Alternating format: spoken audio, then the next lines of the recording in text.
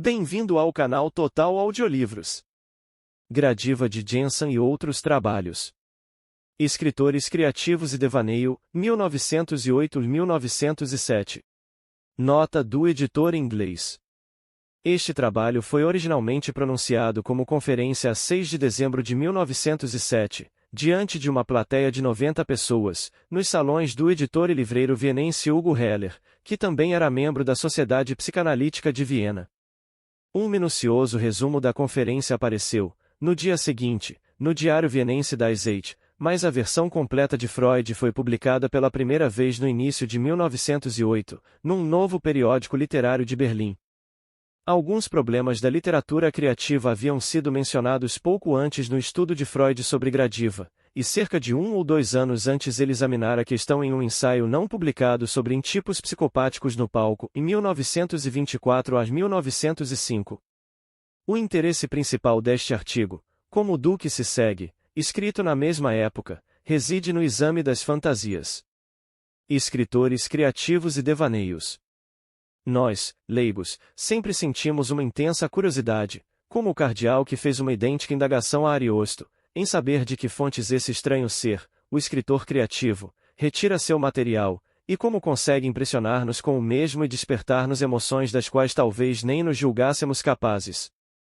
Nosso interesse intensifica-se ainda mais pelo fato de que, ao ser interrogado, o escritor não nos oferece uma explicação, ou pelo menos nenhuma satisfatória, e de forma alguma ele é enfraquecido por sabermos que nem a mais clara compreensão interna, insight, dos determinantes de sua escolha de material e da natureza da arte de criação imaginativa em nada irá contribuir para nos tornar escritores criativos. Se ao menos pudéssemos descobrir em nós mesmos ou em nossos semelhantes uma atividade afim à criação literária. Uma investigação dessa atividade nos daria a esperança de obter as primeiras explicações do trabalho criador do escritor. E, na verdade, essa perspectiva é possível. Afinal, os próprios escritores criativos gostam de diminuir a distância entre a sua classe e o homem comum, assegurando-nos com muita frequência de que todos, no íntimo, somos poetas, e de que só com o último homem morrerá o último poeta. Será que deveríamos procurar já na infância os primeiros traços de atividade imaginativa? A ocupação favorita e mais intensa da criança é o brinquedo ou os jogos. Acaso não poderíamos dizer que ao brincar toda criança se comporta como um escritor criativo, pois cria um mundo próprio, ou melhor, reajusta os elementos de seu mundo de uma nova forma que lhe agrade? Seria errado supor que a criança não leva esse mundo a sério, ao contrário, leva muito a sério a sua brincadeira e despende na mesma muita emoção. A antítese de brincar não é o que é sério, mas o que é real. Apesar de toda a emoção com que a criança catequiza seu mundo de brinquedo, ela o distingue perfeitamente da realidade, e gosta de ligar seus objetos e situações imaginados às coisas visíveis e tangíveis do mundo real. Essa conexão é tudo o que diferencia o brincar infantil do infantasiar. O escritor criativo faz o mesmo que a criança que brinca. Cria um mundo de fantasia que ele leva muito a sério, isto é, no qual investe uma grande quantidade de emoção, enquanto mantém uma separação nítida entre o mesmo e a realidade. A linguagem preservou essa relação entre o brincar infantil e a criação poética. Dá em alemão o nome de Spiel em peça às formas literárias que são necessariamente ligadas a objetos tangíveis e que podem ser representadas. Fala em Lustspiel ou em Trauerspiel em comédia e em tragédia, em literalmente, brincadeira prazerosa e em brincadeira lutuosa, chamando os que realizam a representação de Schauspieler em atores, em literalmente, jogadores de espetáculo. A irrealidade do mundo imaginativo do escritor tem, porém, consequências importantes para a técnica de sua arte, pois muita coisa que, se fosse real, não causaria prazer, pode proporcioná-lo como jogo de fantasia, e muitos excitamentos que em si são realmente penosos, podem tornar-se uma fonte de prazer para os ouvintes e espectadores na representação da obra de um escritor. Existe uma outra circunstância que nos leva a examinar por mais alguns instantes essa oposição entre a realidade e o brincar. Quando a criança cresce e para de brincar, após esforçar-se por algumas décadas para encarar as realidades da vida com a devida seriedade, pode colocar-se certo dia numa situação mental em que mais uma vez desaparece essa oposição entre o brincar e a realidade. Como adulto, pode refletir sobre a intensa seriedade com que realizava seus jogos na infância, equiparando suas ocupações do presente, aparentemente tão sérias, aos seus jogos de criança, pode livrar-se da pesada carga imposta pela vida e conquistar o intenso prazer proporcionado pelo humor. Ao crescer, as pessoas param de brincar e parecem renunciar ao prazer que obtinham do brincar. Contudo, quem compreende a mente humana sabe que nada é tão difícil para o homem quanto abdicar de um prazer que já experimentou. Na realidade, nunca renunciamos a nada, apenas trocamos uma coisa por outra. O que parece ser uma renúncia é, na verdade, a formação de um substituto ou subrogado. Da mesma forma, a criança em crescimento, quando para de brincar, só abdica do elo com os objetos reais, em vez de brincar, ela agora fantasia. Constrói castelos no ar e cria o que chamamos de devaneios. Acredito que a maioria das pessoas construa fantasias em algum período de suas vidas. Este é um fato a que, por muito tempo, não se deu atenção, e cuja importância não foi, assim, suficientemente considerada. As fantasias das pessoas são menos fáceis de observar do que o brincar das crianças. A criança, é verdade, brinca sozinha ou estabelece um sistema psíquico fechado com outras crianças, com vistas a um jogo, mas mesmo que não brinque em frente dos adultos, não lhes oculta seu brinquedo. O adulto, ao contrário, envergonha-se de suas fantasias, escondendo-as das outras pessoas. Acalenta suas fantasias como seu bem mais íntimo, e em geral preferiria confessar suas faltas do que confiar a outro suas fantasias. Pode acontecer, consequentemente, que acredite ser a única pessoa a inventar tais fantasias, ignorando que criações desse tipo são bem comuns nas outras pessoas. A diferença entre o comportamento da pessoa que brinca e da fantasia é explicada pelos motivos dessas duas atividades, que, entretanto, são subordinadas uma à outra. O brincar da criança é determinado por desejos e, de fato, por um único desejo, que auxilia o seu desenvolvimento, o desejo de ser grande e adulto. A criança está sempre brincando de adulto, imitando em seus jogos aquilo que conhece da vida dos mais velhos. Ela não tem motivos para ocultar esse desejo. Já com o adulto o caso é diferente. Por um lado, sabe que dele se espera que não continue a brincar ou a fantasiar, mas que atue no mundo real. Por outro lado, alguns dos desejos que provocaram suas fantasias são de tal gênero que é essencial ocultá-las. Assim, o adulto envergonha-se de suas fantasias por serem infantis e proibidas. Mas, indagarão os senhores, se as pessoas fazem tanto mistério a respeito do seu fantasiar, como os conhecemos tão bem? É que existe uma classe de seres humanos a quem, não um Deus, mas uma deusa severa, a necessidade, delegou a tarefa de revelar aquilo de que sofrem e aquilo que lhes dá felicidade. São as vítimas de doenças nervosas, obrigadas a revelar suas fantasias, entre outras coisas, ao médico por quem esperam ser curadas através de tratamento mental. É esta a nossa melhor fonte de conhecimento, e desde então sentimos-nos justificados em supor que os nossos pacientes nada nos revelam que não possamos também ouvir de pessoas saudáveis. Vamos agora examinar algumas características do fantasiar. Podemos partir da tese de que a pessoa feliz nunca fantasia, somente é insatisfeita. As forças motivadoras das fantasias são os desejos insatisfeitos, e toda fantasia é a realização de um desejo, uma correção da realidade insatisfatória. Os desejos motivadores variam de acordo com o sexo, o caráter e as circunstâncias da pessoa que fantasia, dividindo-se naturalmente em dois grupos principais, ou são desejos ambiciosos, que se destinam a elevar a personalidade do sujeito, ou são desejos eróticos. Nas mulheres jovens predominam, quase com exclusividade, os desejos eróticos, sendo em geral sua ambição absorvida pelas tendências eróticas.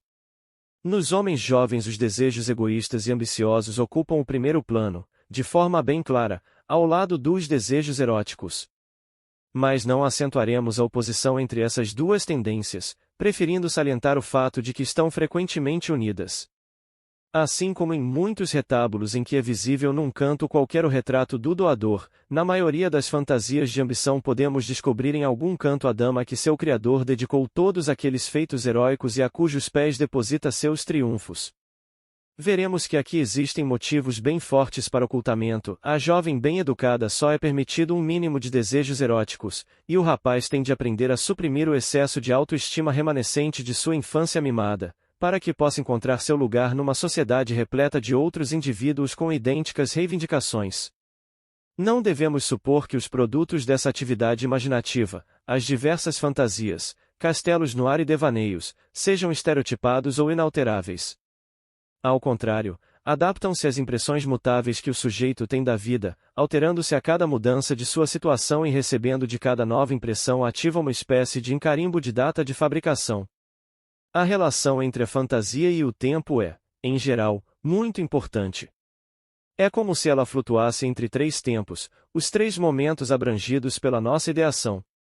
O trabalho mental vincula-se a uma impressão atual, a alguma ocasião motivadora no presente que foi capaz de despertar um dos desejos principais do sujeito. Dali, retrocede a lembrança de uma experiência anterior, geralmente da infância, na qual esse desejo foi realizado, criando uma situação referente ao futuro que representa a realização do desejo. O que se cria então é um devaneio ou fantasia, que encerra traços de sua origem a partir da ocasião que o provocou e a partir da lembrança. Dessa forma o passado, o presente e o futuro são entrelaçados pelo fio do desejo que os une. Um exemplo bastante comum pode servir para tornar claro o que eu disse. Tomemos o caso de um pobre órfão que se dirige a uma firma onde talvez encontre trabalho. A caminho, permite-se um devaneio adequado à situação da qual este surge. O conteúdo de sua fantasia talvez seja, mais ou menos, o que se segue. Ele consegue o emprego, conquista as boas graças do novo patrão, torna-se indispensável, é recebido pela família do patrão, casa-se com sua encantadora filha, é promovido a diretor da firma, primeiro na posição de sócio do seu chefe, e depois como seu sucessor. Nessa fantasia, o sonhador reconquista o que possui em sua feliz infância, o lar protetor, os pais amantíssimos e os primeiros objetos do seu afeto. Esse exemplo mostra como o desejo utiliza uma ocasião do presente para construir, segundo moldes do passado, um quadro do futuro. Há muito mais a dizer sobre as fantasias, mas limitar-me-ei a salientar aqui, de forma sucinta, mais alguns aspectos. Quando as fantasias se tornam exageradamente profusas e poderosas, estão assentes as condições para o desencadeamento da neurose ou da psicose. As fantasias também são precursoras mentais imediatas dos penosos sintomas que afligem nossos pacientes, abrindo-se aqui um amplo desvio que conduz à patologia. Não posso ignorar a relação entre as fantasias e os sonhos. Nossos sonhos noturnos nada mais são do que fantasias dessa espécie, como podemos demonstrar pela interpretação de sonhos. A linguagem, com sua inigualável sabedoria, há muito lançou luz sobre a natureza básica dos sonhos, denominando de devaneio em as etéreas criações da fantasia. Se, apesar desse indício, geralmente permanece obscuro o significado de nossos sonhos, isto é por causa da circunstância de que à noite também surgem em nós desejos de que nos envergonhamos, têm de ser ocultos de nós mesmos, e foram consequentemente reprimidos, empurrados para o inconsciente. Tais desejos reprimidos e seus derivados só podem ser expressos de forma muito distorcida. Depois que trabalhos científicos conseguiram elucidar o fator de distorção onírica, foi fácil constatar que os sonhos noturnos são realização de desejos, da mesma forma que os devaneios, as fantasias que todos conhecemos tão bem. Deixemos agora as fantasias e passemos ao escritor criativo. Acaso é realmente válido comparar o escritor imaginativo a um sonhador em plena luz do dia, e suas criações com os devaneios? Inicialmente devemos estabelecer uma distinção, separando os escritores que, como os antigos poetas egípcios e trágicos, utilizam temas preexistentes, daqueles que parecem criar o próprio material. Vamos examinar esses últimos, e, para os nossos fins, não escolheremos os mais aplaudidos pelos críticos, mas os menos pretensiosos autores de novelas, romances e contos, que gozam, entretanto, da estima de um amplo círculo de leitores entusiastas de ambos os sexos. Nas criações desses escritores um aspecto salienta-se de forma irrefutável, e todas possuem um herói, centro do interesse, para quem o autor procura de todas as maneiras possíveis dirigir a nossa simpatia, e que parece estar sob a proteção de uma providência especial. Se ao fim de um capítulo deixamos o herói ferido, inconsciente e esvaindo-se em sangue, com certeza o encontraremos no próximo cuidadosamente assistido e próximo da recuperação. Se o primeiro volume termina com o naufrágio do herói, no segundo logo veremos milagrosamente salvo, sem o que a história não poderia prosseguir. O sentimento de segurança com que acompanhamos o herói através de suas perigosas aventuras é o mesmo com que o herói da vida real atira-se à água para salvar um homem que se afoga, ou se expõe à artilharia inimiga para investir contra uma bateria. Este é o genuíno sentimento heróico, expresso por um dos nossos melhores escritores numa frase inimitável. Nada me pode acontecer. Parece-me que através desse sinal revelador de invulnerabilidade, podemos reconhecer de imediato Sua Majestade o Ego, o herói de todo o devaneio e de todas as histórias. Outros traços típicos dessas histórias egocêntricas revelam idêntica afinidade. O fato de que todas as personagens femininas se apaixonam invariavelmente pelo herói não pode ser encarado como um retrato da realidade, mas será de fácil compreensão se o encararmos como um componente necessário do devaneio. O mesmo aplica-se ao fato de todos os demais personagens da história dividirem-se rigidamente em bons e maus, em flagrante oposição à verdade de caracteres humanos observáveis na vida real. Os imbons são aliados do ego que se tornou o herói da história, e os imaus são seus inimigos e rivais. Sabemos que muitas obras imaginativas guardam boa distância do modelo do devaneio ingênuo, mas não posso deixar de suspeitar que até mesmo os exemplos mais afastados daquele modelo podem ser ligados ao mesmo através de uma sequência ininterrupta de casos transicionais. Notei que, na maioria dos chamados romances psicológicos, só uma pessoa, o herói, é descrita anteriormente, como se o autor se colocasse em sua mente e observasse as outras personagens de fora. O romance psicológico, sem dúvida, deve sua singularidade à inclinação do escritor moderno de dividir seu ego, pela autoobservação, em muitos egos parciais, e em consequência personificar as correntes conflitantes de sua própria vida mental por vários heróis. Certos romances, que poderíamos classificar de excêntricos, parecem contrapor-se ao devaneio modelo. Nestes, a pessoa apresentada como herói desempenha um papel muito pouco ativo, vê os atos e sofrimentos das demais pessoas como espectador. Muitos dos últimos romances de Zola pertencem a essa categoria. Mas devo assinalar que a análise psicológica de indivíduos que não são escritores criativos, e que em alguns aspectos se afastam da norma, mostrou-nos variações análogas do devaneio, nos quais o ego se contenta com o papel de espectador. Para que nossa comparação do escritor imaginativo com o homem que devaneia e da criação poética com o devaneio tenha algum valor é necessário, acima de tudo, que se revele frutuosa, de uma forma ou de outra.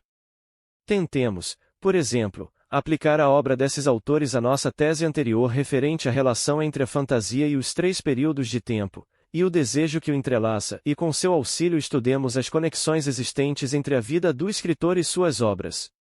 Em geral, até agora não se formou uma ideia concreta da natureza dos resultados dessa investigação, e com frequência fez-se da mesma uma concepção simplista. À luz da compreensão interna, insight, de tais fantasias, podemos encarar a situação como se segue. Uma poderosa experiência no presente desperta no escritor criativo uma lembrança de uma experiência anterior, geralmente de sua infância, da qual se origina então um desejo que encontra realização na obra criativa. A própria obra revela elementos da ocasião motivadora do presente e da lembrança antiga. Não se alarmem ante a complexidade dessa fórmula. Na verdade, suspeito que a mesma irá revelar-se como um esquema muito insuficiente. Entretanto, mesmo assim talvez ofereça uma primeira aproximação do verdadeiro estado de coisas, por experiências que realizei, inclino-me a pensar que essa visão das obras criativas pode produzir seus frutos. Não se esqueçam que a ênfase colocada nas lembranças infantis da vida do escritor, ênfase talvez desconcertante, deriva-se basicamente da suposição de que a obra literária, como o devaneio, é uma continuação, ou um substituto, do que foi o brincar infantil. Não devemos esquecer, entretanto, de examinar aquele outro gênero de obras imaginativas, que não são uma criação original do autor, mas uma reformulação de material pré-existente e conhecido. Mesmo nessas obras o escritor conserva uma certa independência que se manifesta na escolha do material e nas alterações do mesmo, às vezes muito amplas. Embora esse material não seja novo, procede do tesouro popular dos mitos, lendas e contos de fadas. Ainda está incompleto o estudo de tais construções da psicologia dos povos, mas é muito provável que os mitos, por exemplo, sejam vestígios distorcidos de fantasias plenas de desejos de nações inteiras, os sonhos seculares da humanidade jovem. Poderão dizer que, embora eu tenha colocado o escritor criativo em primeiro lugar no título deste artigo, me ocupei menos dele que das fantasias. Reconheço o fato, e devo tentar desculpar-me alegando o estado atual de nossos conhecimentos. Pude apenas oferecer certos encorajamentos e sugestões que, partindo do estudo das fantasias, levaram ao problema da escolha do material literário pelo escritor. Quanto ao outro problema, como o escritor criativo consegue em nós os efeitos emocionais provocados por suas criações, ainda não o tocamos. Mas gostaria, ao menos, de indicar-lhes o caminho que do nosso exame das fantasias conduz aos problemas dos efeitos poéticos. Devem estar lembrados de que eu disse que o indivíduo que devaneia oculta cuidadosamente suas fantasias dos demais, porque sente ter razões para se envergonhar das mesmas. Devo acrescentar agora que, mesmo que ele as comunicasse para nós, o relato não nos causaria prazer. Sentiríamos repulsa, ou permaneceríamos indiferentes ao tomar conhecimento de tais fantasias. Mas quando um escritor criativo nos apresenta suas peças, ou nos relata o que julgamos ser seus próprios devaneios, sentimos um grande prazer, provavelmente originário da confluência de muitas fontes. Como o escritor o consegue constitui seu segredo mais íntimo. A verdadeira arte poética está na técnica de superar esse nosso sentimento de repulsa, sem dúvida ligado às barreiras que separam cada ego dos demais. Podemos perceber dois dos métodos empregados por essa técnica. O escritor suaviza o caráter de seus devaneios egoístas por meio de alterações e disfarces, e nos suborna com o prazer puramente formal, isto é, estético, que nos oferece na apresentação de suas fantasias. Denominamos de prêmio de estímulo ou de prazer preliminar ao prazer desse gênero, que nos é oferecido para possibilitar a liberação de um prazer ainda maior, proveniente de fontes psíquicas mais profundas. Em minha opinião, todo prazer estético que o escritor criativo nos proporciona é da mesma natureza desse prazer preliminar, e a verdadeira satisfação que usufruímos de uma obra literária procede de uma libertação de tensões em nossas mentes. Talvez até grande parte desse efeito seja devida à possibilidade que o escritor nos oferece de, dali em diante, nos deleitarmos com nossos próprios devaneios, sem autoacusações ou vergonha. Isso nos leva ao limiar de novas e complexas investigações, mas também, pelo menos no momento, ao fim deste exame. Obrigado por visitar o canal Total Audiolivros.